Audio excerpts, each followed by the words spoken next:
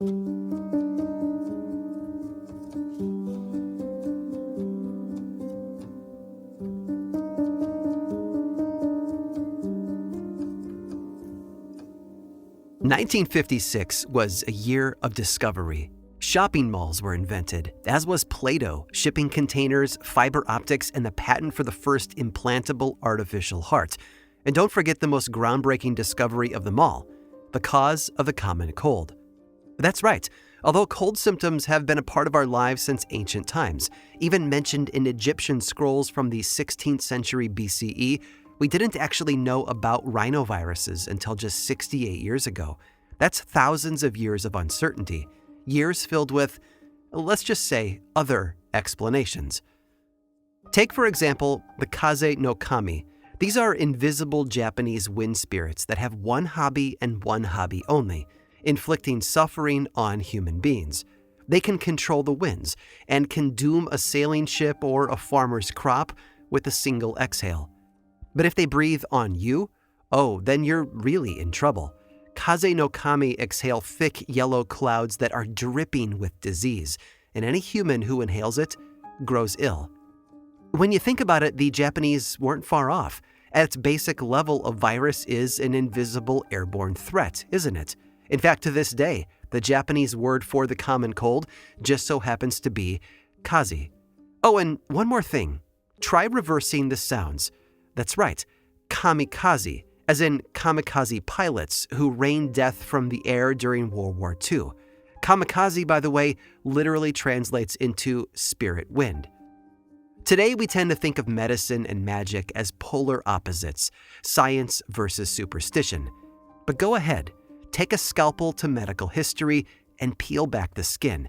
I bet you'll be surprised by what you find, because beneath the surface is a whole skeleton of folktales. I'm Aaron Mankey, and this is Lore.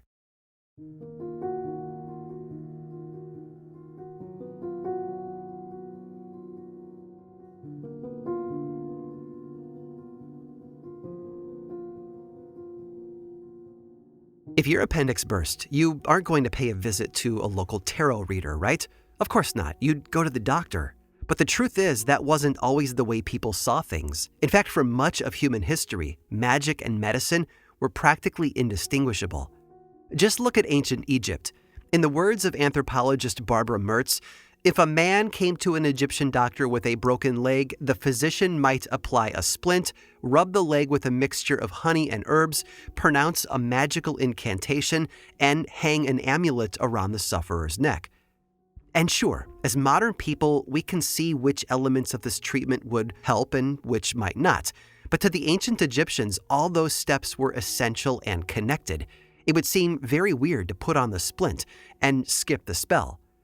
Now, before you dismiss the ancient Egyptians as medical hacks, they were actually remarkably advanced when it came to studying biology. Heck, they even figured out that the pulse and the heart were related, something that took Europeans another couple thousand years to work out.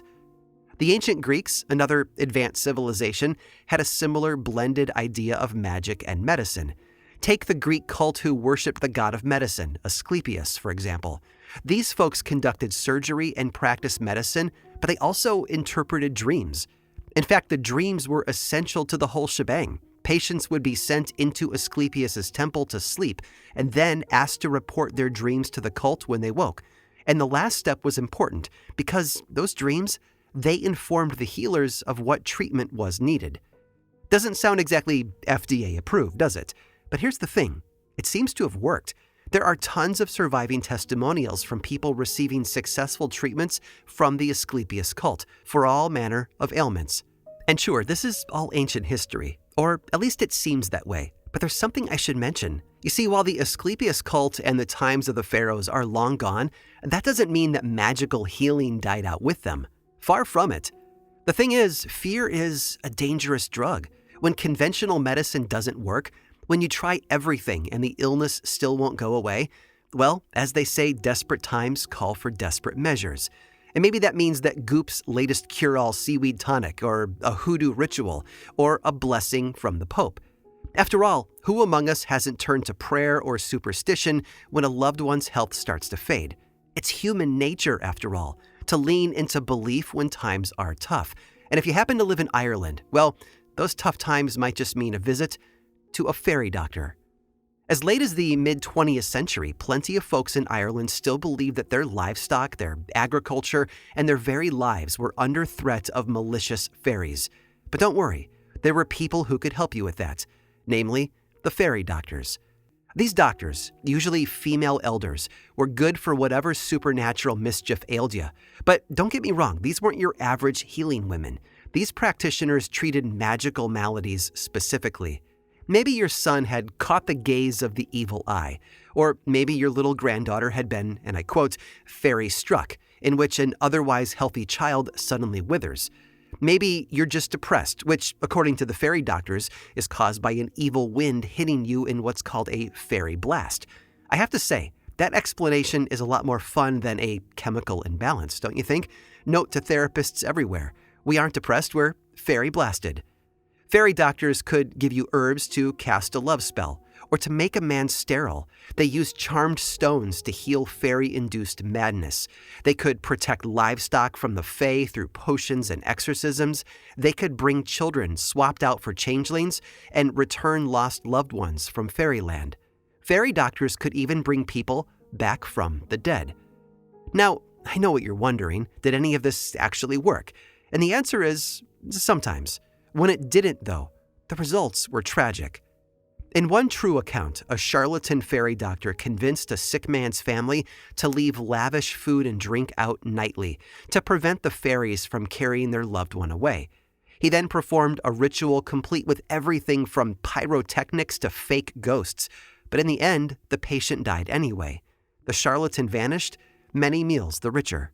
Now, I want to pause for a moment because the meals detail is important. You see, fairy doctors didn't work for money. In fact, it was believed that to ask for money would diminish their powers. So when people's desperation was abused, it was rarely for cash. But food and drink? Well, that's another matter. Another incident involved a child suspected of being a changeling. A fairy doctor directed the child's parents to leave him outside for 3 nights, flinging water upon him to banish the devil and feed him foxglove. This was all supposed to banish the changeling and bring the real baby back. And in a way, it worked. The changeling was banished. That is, the poor infant died before the 3rd night was through. I'm sure it's no surprise that the quote-unquote real baby never returned. That said, there are just as many successful accounts as failed ones. Stories of fairy-struck girls regaining their strength and dried-up cattle suddenly fat with milk. Now, if you're a regular listener, all of this probably sounds familiar. It's witch stuff, right? But listen, fairy doctors were not witches. Yes, they performed similar miracles, but there was one major difference separating witches from fairy doctors. That is, where they got their power. While witches gained their magic power from evil spirits and their own ill will, fairy doctors received theirs from the fairies themselves. Sometimes that fairy-given power would be passed down generationally, from parent to child. But whether received through bloodline or directly from the fair folk, one thing was certain. A fairy doctor was not a witch. But that doesn't mean that their power wasn't terrifying.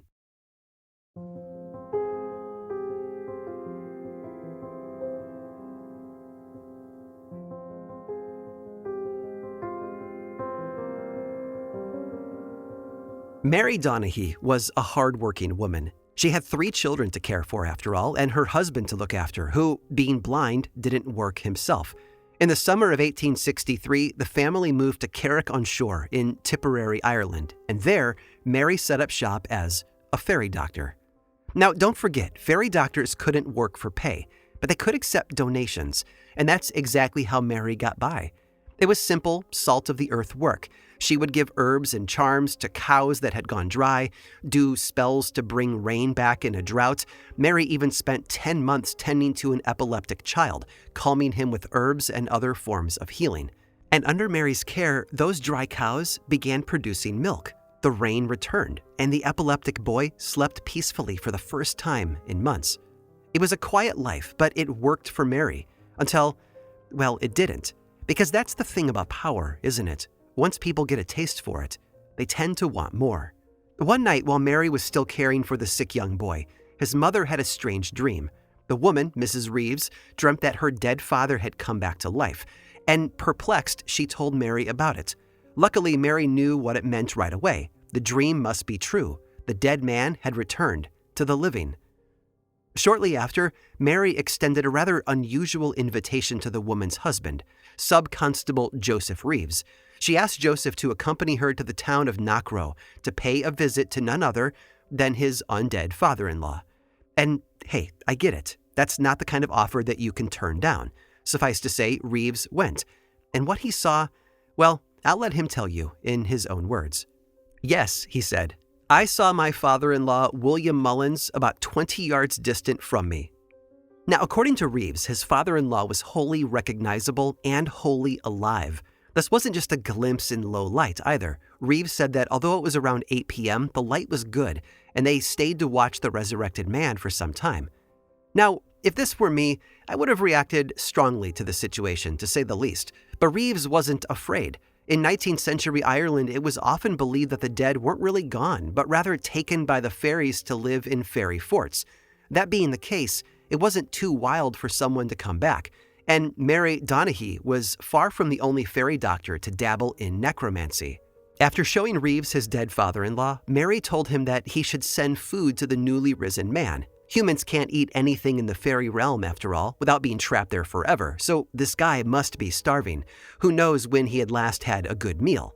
And Reeves did as he was told. In fact, over the course of the next 4 months, Mr. Reeves sent the dead man bread, butter, and tea as often as, and I quote, once in each of the 24 hours. Sometimes he had his niece deliver the food, but most of the time it went into one person's hands, and one person's hands only. That's right, Mary Donaghy. Oh, and the ghost must have really enjoyed his tea time snacks because soon he brought friends. The Reeves' dead son appeared after more than 20 years in the grave. On another occasion, a deceased aunt was there. And then another relative named Tom Sheehan. And it wasn't just Joseph Reeves bearing witness anymore. His wife encountered the specters too, as did their surviving son, Terence. These other phantom family members would need to be fed, of course, and so more food and tea commenced. Apparently, the revenants were picky eaters. They would often return the offering if it wasn't to their liking, claiming that their newly regained bodies were still too delicate for certain foods. Oh, and when I say claim, I mean they could talk. Apparently, Mrs. Reeves and her resurrected father had a conversation with each other every night between 11 p.m. and midnight. Now, with all of this hubbub involving endless trays of tea and people coming back from the dead, the townsfolk started to take notice. And as they did, some began to get suspicious. After all, it sure seemed like Mary Donaghy was staying well-fed and watered amidst all these offerings, along with her family. And so, 4 months into the affair, a concerned citizen decided to take Mary Donaghy to court. The charge? Cheating certain persons. The Reeves showed up as witnesses, of course, but here's the wildest part. They were witnesses in Mary's defense. Throughout the entirety of the trial, Mr. and Mrs. Reeve insisted that they hadn't in fact been cheated at all. They swore that the people they had visited, fed, and spoken to over the prior 4 months had indeed been their dead relatives. After all, they would recognize their own family members, wouldn't they?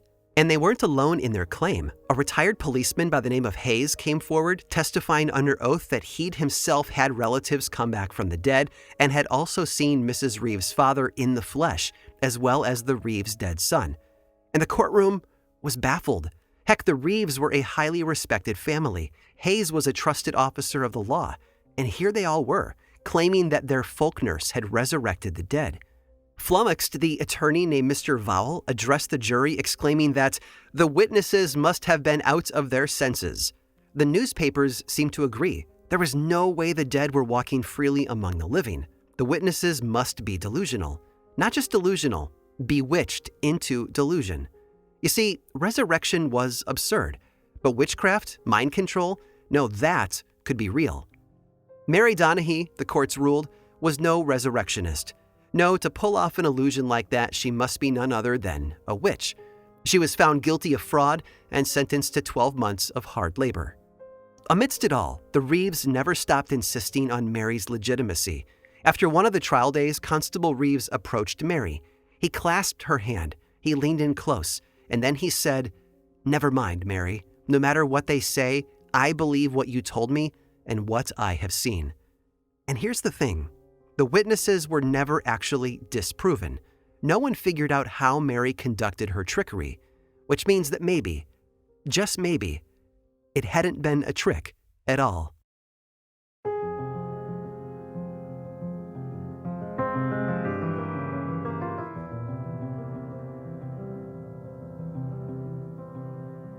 It was not the farmer's lucky day. He had gone out to the fields only to discover that his entire herd of cattle had fallen ill, and he knew whose fault it was. The fairies, of course. But thankfully, he also knew exactly what to do. He would go to Biddy Early. Entering the old woman's home, Biddy Early welcomed the farmer with a smile and asked him to sit. Then she placed a black bottle on the table. Or maybe it was blue. It really depends on who's telling the story. At any rate, a little bottle sat between Biddy Early and the farmer, but she didn't offer the guy a drink. She didn't even open it. Instead, she stared deeply into the glass as if the ordinary bottle were a crystal ball. And then she snapped her head up and spoke. "You planted a whitethorn bush, yes?" The farmer nodded, amazed. "I planted it just recently in my own field."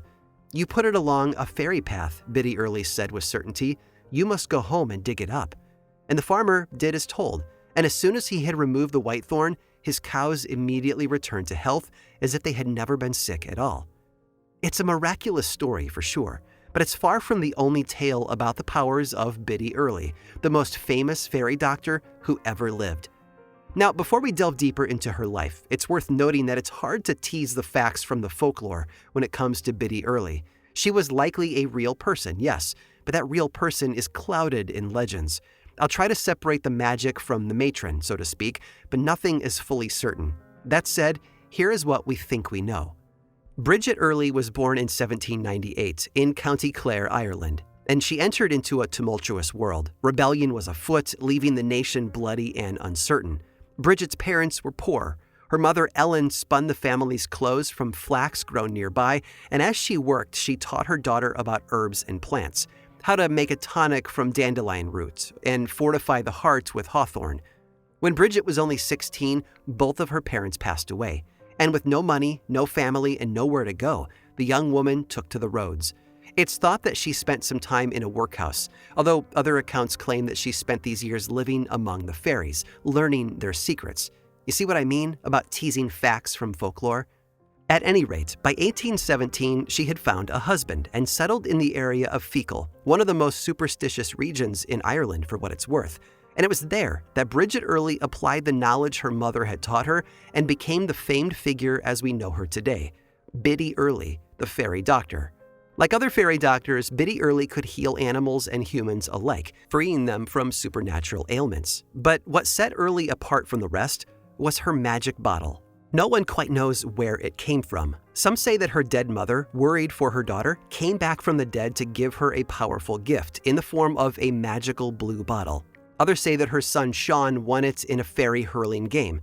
Still others say Bridget had gotten the bottle while living as a changeling. But no matter its origin, one thing was certain. It had come from the fairies, and with it, Biddy Early could cure any disease. Oh, and that's not all. By gazing deeply into the murky glass, Biddy Early could see the future. Suffice to say, the thing made her pretty darn popular. People came from miles around to visit Biddy Early and her magic bottle. And she was apparently a great hang, too. Her house was a popular spot for parties, merriment, and plenty of free-flowing booze. Men seemed to like her, too. After her first husband passed away, she went on to marry 3 more times, the last time to a man in his 30s when she was in her 70s. On top of all of that, she loved her fellow poor and she hated landlords, who she had known to curse now and then. On one occasion, when a landlord tried to evict her, she exclaimed, "You'll be leaving before I do, both in and out." Not long after, that landlord died in a fire, half inside a window and half out. In short, Bridget Early was a force to be reckoned with, and people loved her for it. But not everyone. You see, while the townsfolk saw Biddy Early as a benevolent figure, the church disagreed. According to the stories, priests cautioned the people of Feakle that a visit to Biddy Early was nothing short of a mortal sin. Clerics accused her of colluding with the devil and killing her 4 husbands. In 1865, the Catholic Church even resurrected a 300-year-old anti-witchcraft law solely so that they could bring Biddy Early to court. She was just special like that. On the day of the trial, though, her clients flooded the courtroom to come to her defense. And there, in front of the church itself, witness after witness insisted that the work she did was for good, not for evil. At the end of the day, Biddy Early walked free. But here's the thing. Just because she won the battle didn't mean she won the war. Though the court ruled in Bridget's favor, history has been less kind. Because you see, she isn't remembered as a healer. She isn't famous for her benevolence or her medicines. Biddy Early, you see, is remembered as a witch.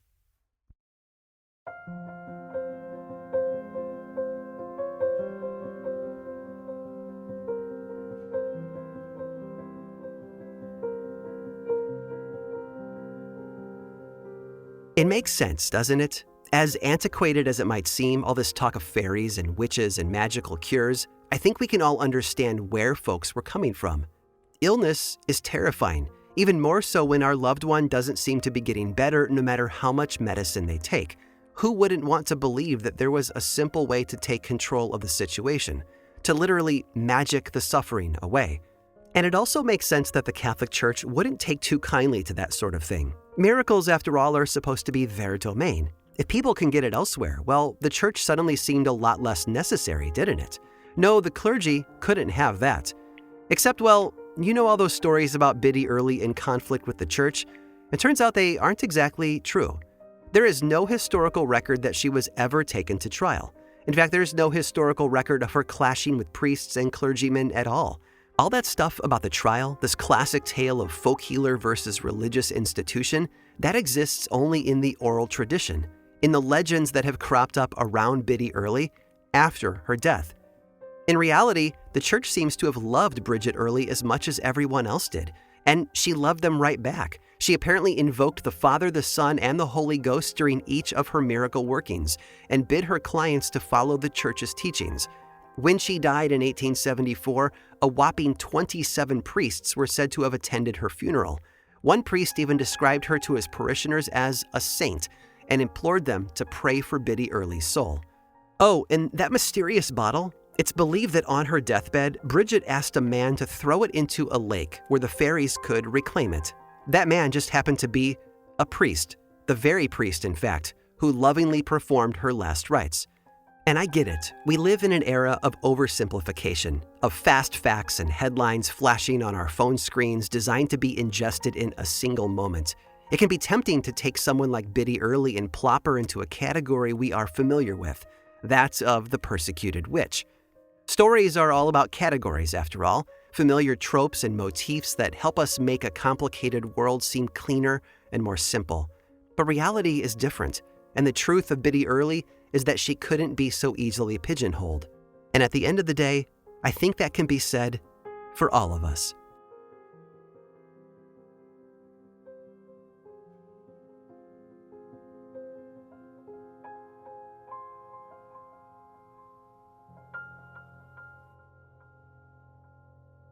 The fairy doctors of the British and Irish Isles aren't the only healers in the world who commune with the fairies. Far from it. In most non-Western cultures, though, these practitioners aren't called fairy doctors.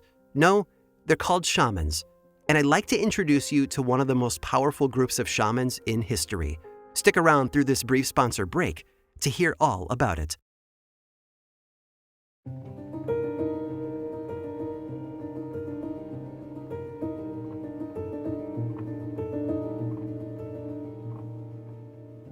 The boy was only 15 when it started.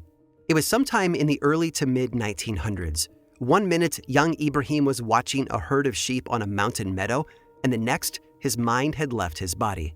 And I'm not talking about your typical teenage daydream. No, his spirit was traveling to the land of the fairies. When Ibrahim came to, he was forever changed. The fairies, you see, had chosen him to receive a special kind of power. He could now communicate with them and heal people of supernatural ailments. When the king learned of Ibrahim's new powers, he invited the boy to dance for him. Naturally, he obliged, and as he danced, 7 fairies appeared before the boy's eyes. 3 days later, he danced again, and then again. And after that, the fairies once more took Ibrahim's mind away to their distant realm. "For 5 days, I stayed there with the fairies," he said in an interview years later. "They gave me a blue glass with blue milk. I drank the milk, and then the Great Mother gave me permission to go back. When my relatives and friends saw me, they were very happy. I was back. I went home with them, but I couldn't eat anything. I was still with the fairies. My mind was with them. And I know what you're thinking right now. A person taken off to fairyland and given special healing powers. Magical blue fairy glass. It sounds like classic Irish fairy doctor stuff, right? Except that it's not. Ibrahim lived in an entirely different part of the world. He was from Hunza, a region in Pakistan surrounded by some of the highest mountain peaks on Earth, sealing the culture away from outside influences. Ibrahim had likely never even heard of Irish fairy doctors. And yet the Hunza people had an eerily similar equivalent. They were called Bitan, which essentially translates to shaman, and young Ibrahim was only one Bitan in a long line of mystical men and women. Now, the Hunza people believed that nearly everyone had some connection to the spirit world and could do tiny acts of magic, like casting an evil eye. But that's small potatoes compared to the Bitan's power. Bitan, you see, could speak directly to the fairies. These fairies, known to them as the Peri, are strikingly similar to the ones that we know from Celtic lore. They're tall and lithe, sometimes up to 2 meters high, and are known for their mischief. Like Celtic fairies, they're also morally ambiguous and might help or harm humans depending on their mood. Peri ruled over wild animals and have the power to cause natural disasters. If you offend a Peri, you might just end up being buried in an avalanche or have your crops struck with blight. Now, to be fair, it's hard to tell if you've offended something you can't see. The Peri are invisible after all. At least they're invisible to most people. The Bitan, though, can see them as clear as day. Now, before you start Googling how to become a Bitan and see the fairies, it's worth noting that you can't. That is, people don't choose to become Bitan. The fairies choose you. In Hunza lore, they say that in the springtime, the Peri descend from the sky dimension among the mountaintops, known as the upper world. Down on Earth, they then go from house to house, smelling the breath of all the newborn babies. If a fairy smells something that they like, the Peri will select the baby to be a Bitan. Now, it might take years for a parent to learn that their child had been chosen, but when puberty arrives, the fairy will return and tell the kid that they are to become a Bitan, basically the "you're a wizard, Harry" equivalent of ancient Pakistani shamanism. If the child resists, which apparently is pretty common, it doesn't go very great. The kid might fall into a coma or grow grievously ill, only recovering when they accept their destiny and agree to become a Bitan. And if they don't, well, then the poor kid dies. If they do accept the role, though, the fairy who chose them will fill the little girl or boy with incredible knowledge and power. The Bitan will now be able to communicate with the fairies, their spirit traveling to the upper world and back at will. It does take effort, though. In order to allow their souls to ascend to upper world where the Peri live, the Bitan have to perform elaborate rituals. First, there's drumming and dancing. Then the Bitan drinks blood from a male goat's severed head. They'll smoke juniper leaves and dance more. And finally, the Bitan falls into a trance and their mind begins to fly. In this trance state, the Bitan can predict the future. They can foresee the fate of a harvest season and predict death and danger. When travelers become lost in the towering mountains, Bitan would ask the fairies to help find them. They were even important political figures. Bitan played a huge role in state and national affairs, helping defend their cities from evil and averting fairy-induced natural disaster. And then, of course, Bitan also had the power to heal, which, just like the Irish fairy doctors, they did for free. Now, because the Bitan could see the fairies, that meant that they could see when a fairy was hurting a human being. And just like the Irish fairy doctors, this made them perfectly suited to treat supernatural ailments. When someone got sick and regular medicine wasn't working, it was time for the Bitan to step in. They would treat everything from psychiatric issues to demonic possession to infertility, not to mention a bevy of other diseases. Unlike fairy doctors, though, they didn't use herbs and tinctures to heal people. No, a Bitan, like our young friend Ibrahim, healed through ceremony. He might sacrifice an animal to the Peri or donate flour or butter as an offering. Then the Bitan would mutter incantations, essentially apologizing for any offense that the patient may have accidentally caused. The history of the Bitan stretches back farther than we have a record for. Even as outside forces pushed through the mountains and attempted to stamp out the tradition, the Bitan endured. It survived the arrival of Islam between the 11th and the 15th centuries and the British invasion of 1891. Even in the face of colonialism, the Hunza people refused to let their folk traditions die. Even so, it's impossible to stand against empire and technology forever. Slowly, their power started to trickle away.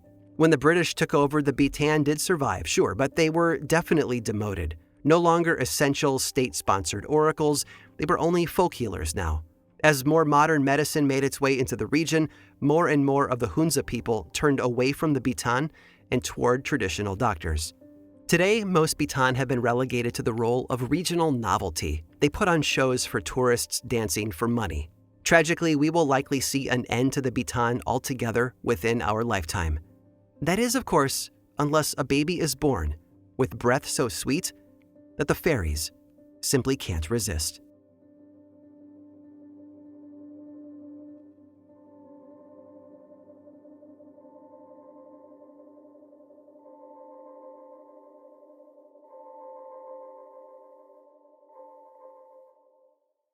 This episode of Lore was produced by me, Aaron Mahnke, with writing by Jenna Rose Nethercott, research by Alex Robinson, and music by Chad Lawson.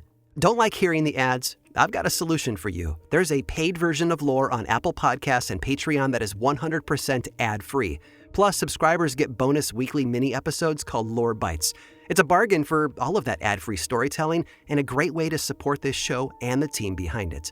Lore is much more than just a podcast, though. There's a book series available in bookstores and online, and 2 seasons of the television show on Amazon Prime Video. Information about all of that and more is available over at lorepodcast.com. And you can also follow this show on YouTube, Threads, Instagram, and Facebook.